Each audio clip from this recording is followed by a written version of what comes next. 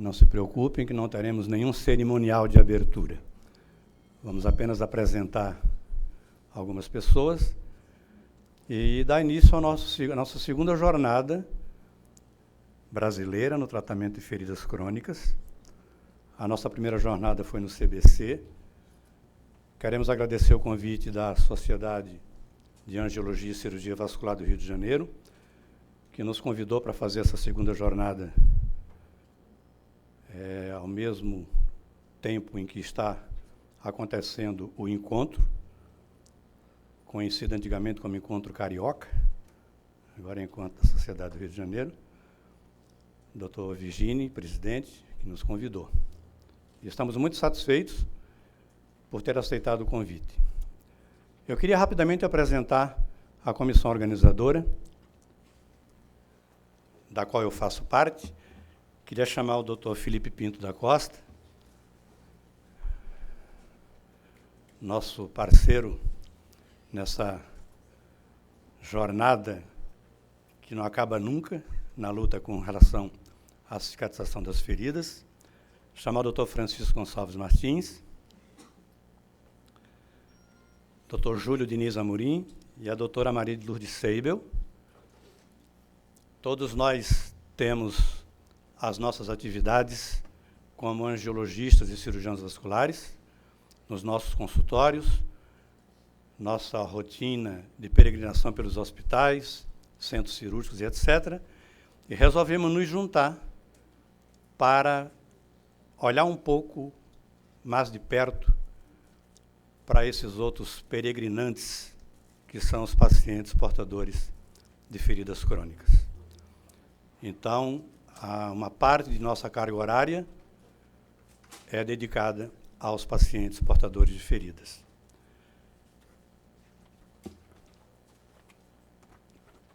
Quero agradecer às empresas Amber, Helpstar, JS Rio, Fitoscar, Apsen, JP Pharma, Pharmaplast, ABMed, Otoboc, Dersani, Convatec e Cistagenix, pelo apoio que estão dando a esse evento e demonstrar a nossa alegria de todos nós, profissionais de saúde que lidam com essa questão das feridas crônicas, que essas empresas acreditem que não basta existirem os curativos especiais. Elas estão começando a perceber que é preciso que os pacientes encontrem esses curativos. É uma das maiores dificuldades que nós temos para os pacientes que não são da rede pública. Na rede pública, eles conseguem encontrar já, ainda de forma não como deveria ser, mas já encontram um atendimento razoável, interessante, melhorando a cada dia, graças ao esforço dos chefes desse serviço, graças ao esforço de uma parte da enfermagem que procura levar no colo esses pacientes e enfrentam as dificuldades inerentes ao serviço público no que diz respeito à questão da burocracia, as famosas licitações, etc., etc. Então, é preciso que essas empresas entendam que o paciente precisa encontrar no mercado esses curativos. E eles têm dificuldade de que isso aconteça. E parece que essas empresas estão começando a abrir os olhos para essa realidade. Queria, então, para dar início, obrigado aos colegas, dar início convidando para coordenar esse primeiro módulo do nosso evento, que é o Pé Diabético na Gestão Pública, convidar o Dr. Virgini, Carlos Eduardo Virgini Magalhães, que é o presidente da Regional da Sociedade Brasileira de Angiologia e Cirurgia Vascular, e que vai coordenar essa mesa. Nós tivemos um consenso de não colocar aquele reloginho contando o tempo do palestrante, porque a gente prefere que cada palestrante sinta essa questão do tempo, para não prejudicar a palestra seguinte. Eu confesso que eu tenho um pouco de dificuldade, mas eu me esforço. e o coordenador, doutor Virgínio, vai ficar atento a essa questão. Muito obrigado, boa tarde a todas e um bom evento para todos nós. O Abrino colocou o reloginho nas apresentações, mas eu tenho um cronômetro aqui, tá, gente? Quem for apresentar... Brincadeira. Boa tarde a todos. Eu queria agradecer, na verdade, a Curativa, através do Amorim e da equipe da Curativa, que ele acabou de apresentar, porque é muito fácil fazer evento assim, Amorim. Para fazer um evento de sucesso, a gente precisa de 3 coisas, né? Pessoas querendo aprender, querendo se atualizar, se capacitar. É fácil ver a plenária como está agora. Então, nós já temos isso. A gente precisa de pessoas e empresas que queiram apoiar, que acreditem na iniciativa de difundir conhecimento, de discutir processos e condutas. E precisa de gente para trabalhar, para fazer o evento acontecer. E isso a Curativa faz bem. Então, eu chamei, a gente chama pela sociedade, eles trabalharam, eu vou levar uma porção de créditos nessa história, mas o fato é que a gente espera um evento de sucesso, de alto nível, como foi a primeira jornada. Então, eu desejo, na verdade, todo sucesso para vocês. Vamos começar, então. Vocês estão ouvindo bem? Tá uma variação de som aqui que está... Enfim, vamos chamar então para compor a mesa as pessoas que fazem parte do primeiro módulo.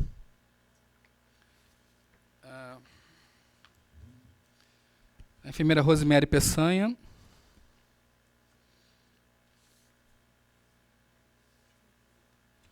A Rosemary, além de uma grande amiga, é enfermeira da equipe técnica dos programas de hipertensão e diabetes do município do Rio de Janeiro, da Secretaria Municipal de Saúde.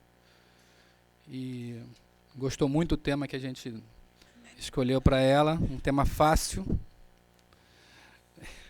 Vamos chamar agora a enfermeira Mara Blanc.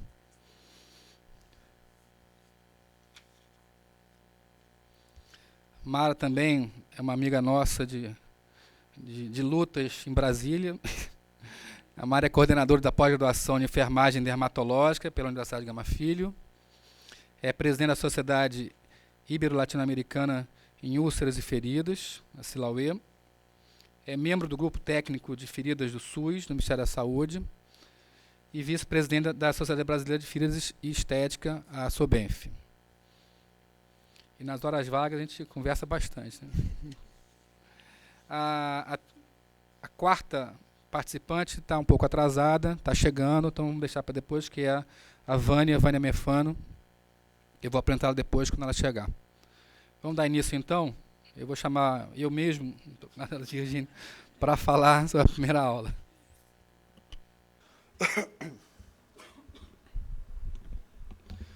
Bom, a ideia é tentar ser o mais prático possível, então a gente procurou trazer uma ideia para vocês, do ponto de vista de cirurgia vascular. Eu sou cirurgião vascular. Quando é que o paciente não pode ficar na unidade de saúde, especialmente na unidade básica de saúde, e precisa ser encaminhado para o especialista, precisa ser encaminhado para a emergência ou para um serviço que tenha cirurgia vascular. Passa. Bom.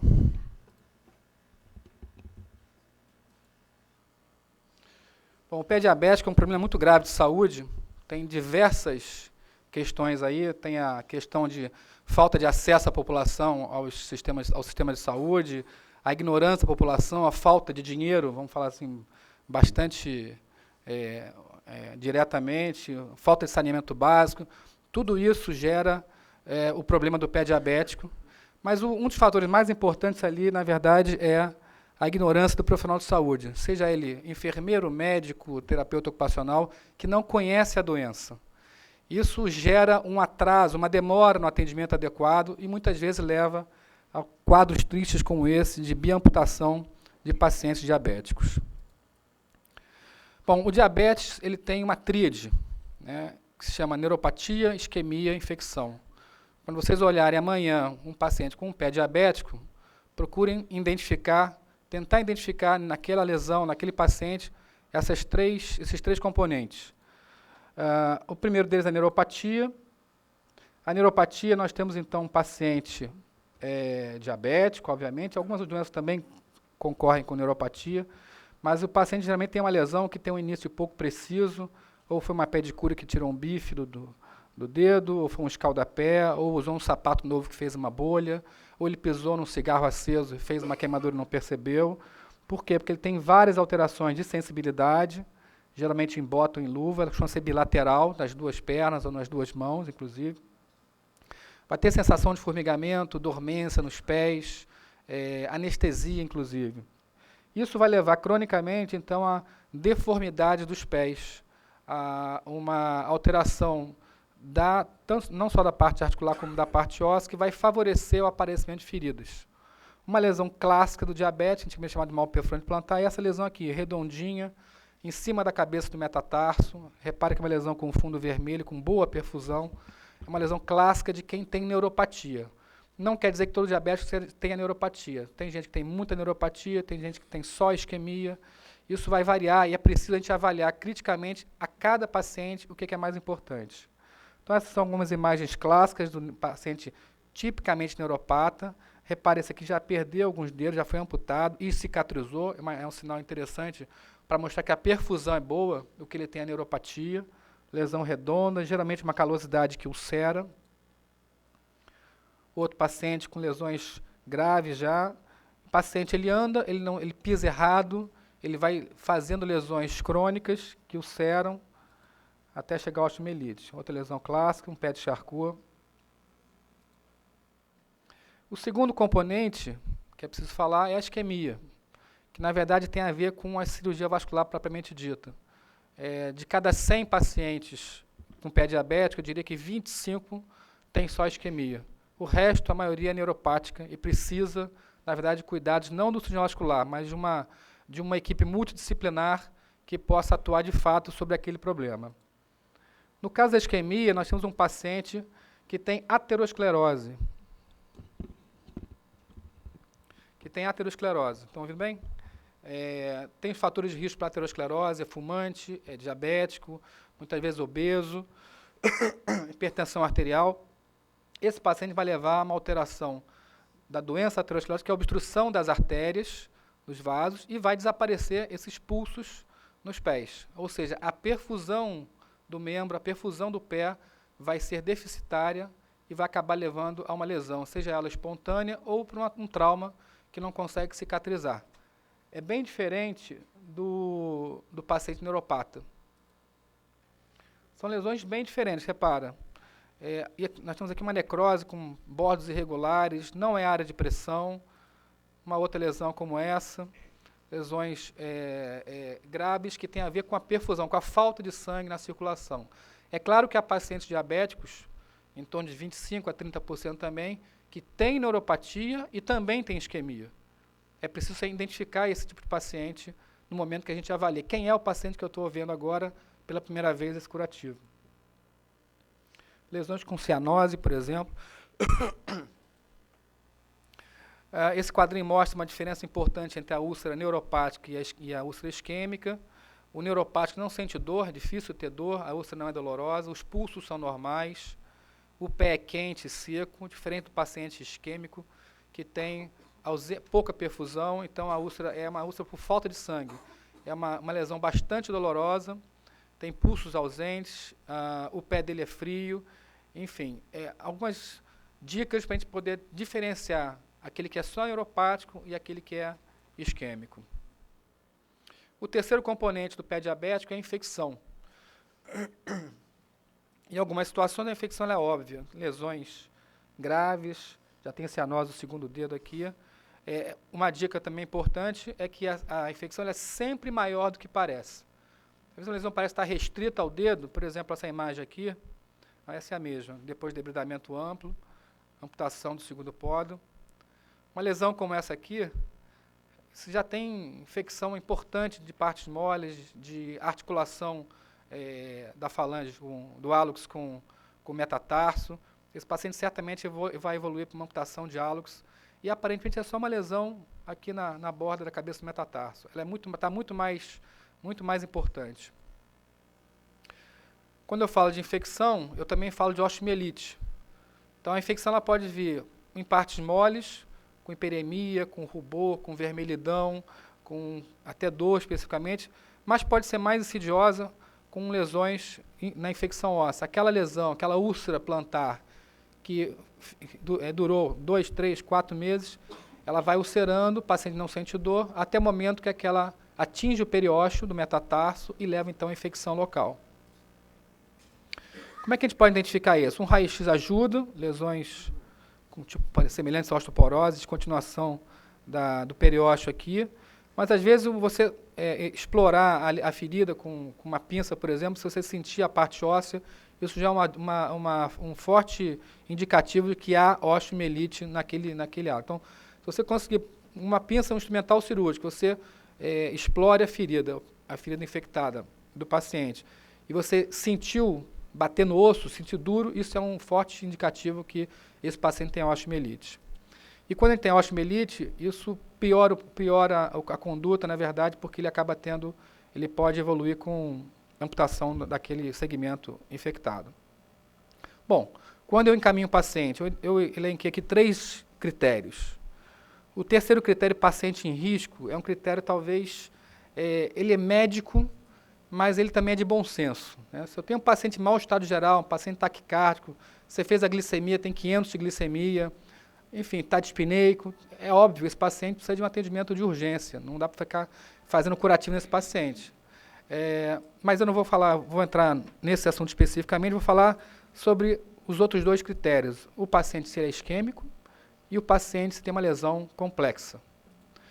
Então, a pergunta, entrou o paciente na sala, eu pergunto, se o paciente é isquêmico, essa lesão é num pé isquêmico?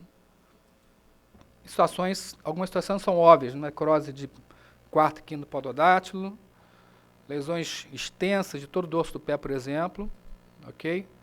Outra imagem dessa, mas na verdade, eu preciso saber se ele tem pulso.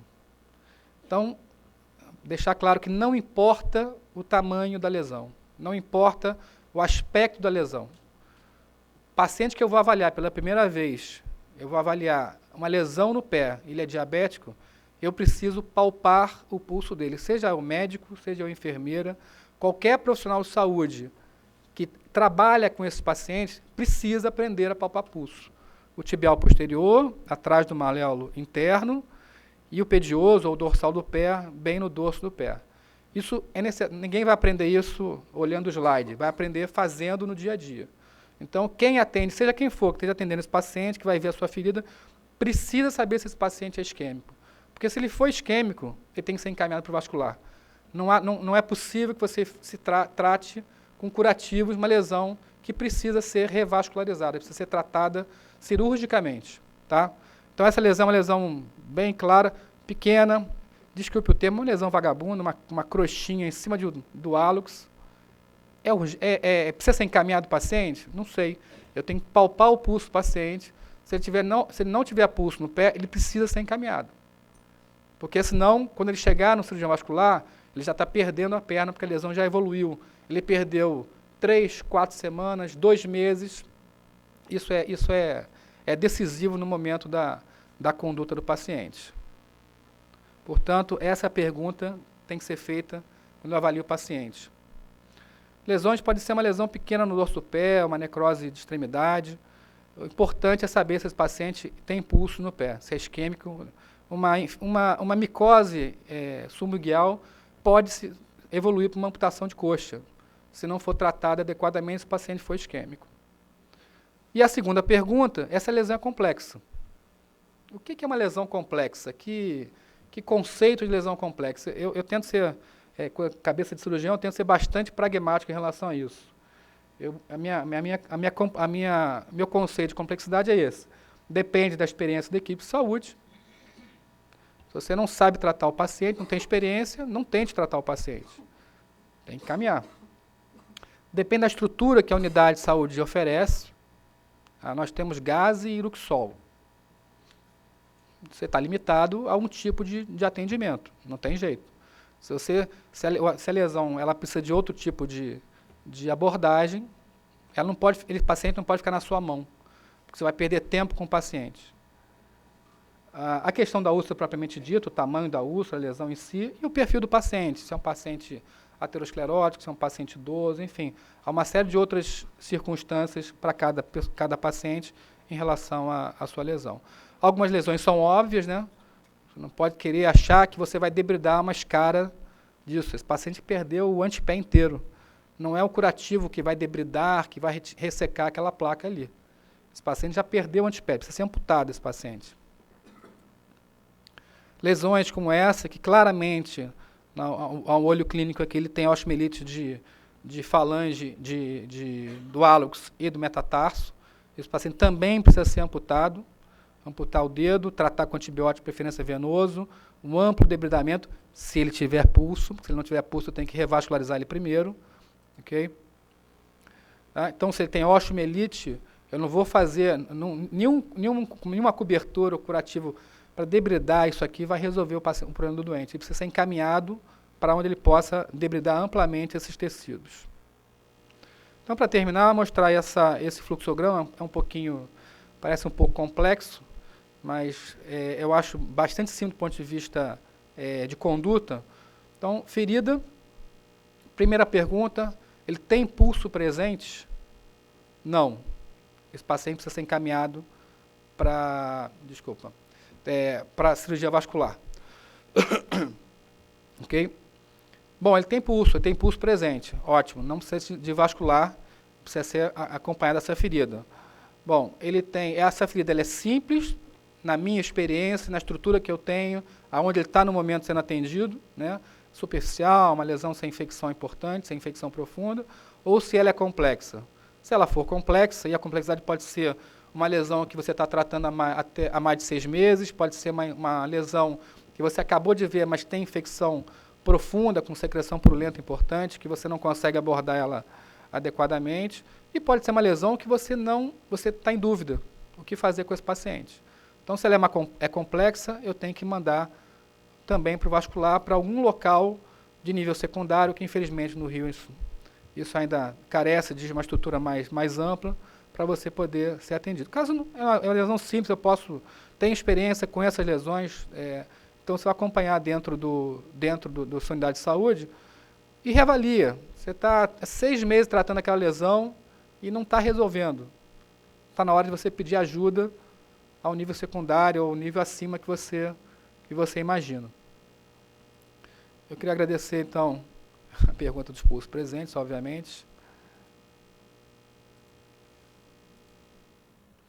Queria agradecer a oportunidade de poder falar um pouquinho sobre esse assunto que é tão interessante e tão triste. A Sociedade de Cirurgia Vascular aqui do Rio de Janeiro, a gente acabou de fazer uma pesquisa no final do ano passado. Nós pegamos 24 hospitais do estado e durante um mês acompanhamos todos os pacientes com pé diabético que internaram nas emergências dos hospitais. Miguel Couto, Souza Aguiar, Salgado Filho, isso no estado inteiro, Volta Redonda, Cabo Frio. Nesses 30 dias nós conseguimos 193 pacientes que entraram na emergência com uma lesão no pé, né? E acompanhando esse paciente, cada paciente que foi internado acompanhou-se até ao desfecho. O que aconteceu com esse paciente? Bom, de cada 10 pacientes que internam hoje na emergência, 6 são amputados. Ou seja, o índice de amputação nas emergências do estado do Rio é de 60%. Tá? É lógico que essa é uma amostra pequena, de 30 dias, mas certamente não é uma coisa muito diferente do que nós temos atualmente. Tem outro lado também que é interessante. Muitos pacientes tinham lesões muito simples, que jamais deveriam estar na emergência, deviam estar num posto nível secundário para também tratar, ou seja, você superlota a emergência e os pacientes chegam muitas vezes, uns muito cedo e outros muito tarde. Então, é preciso de uma estrutura importante para a gente poder realmente melhorar o atendimento do nosso pé diabético. Muito obrigado.